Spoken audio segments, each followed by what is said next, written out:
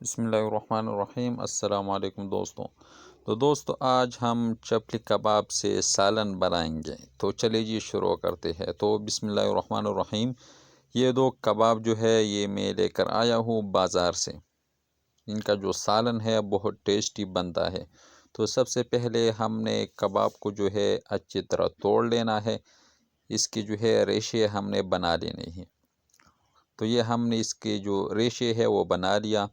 تو ایک پین میں ہم گھی ڈال دیں گے اور گھی کو جو ہے اچھی طرح گرم کر دیں گے۔ جب گھی گرم ہو جائے تو ایک عدد پیاز یہ ڈال دیں گے، اور پیاز کو بھی ہم نے گولڈن براؤن کرنا ہے۔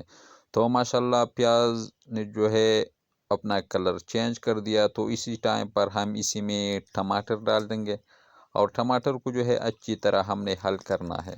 تھوڑا سا پانی ڈال دیں گے تاکہ ٹماٹر جو ہے یہ جلدی گل جائے۔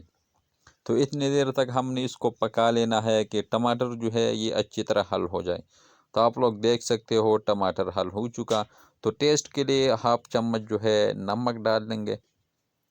جب یہ ٹماٹر اچھی طرح حل ہو جائے تو جو کباب ہے جو ہم نے ریشے کیے تھے وہ ہم اسی میں شامل کر دیں گے۔ ان کا جو سالن ہے ایک بار آپ لوگ اس کو بنا لیں تو انشاءاللہ زندگی بھر یاد رکھو گے۔ اس میں مثالیں ہم نے نہیں ڈالنے، اسی طرح ان کا ٹیسٹ بہت زبردست ٹیسٹ آتا ہے۔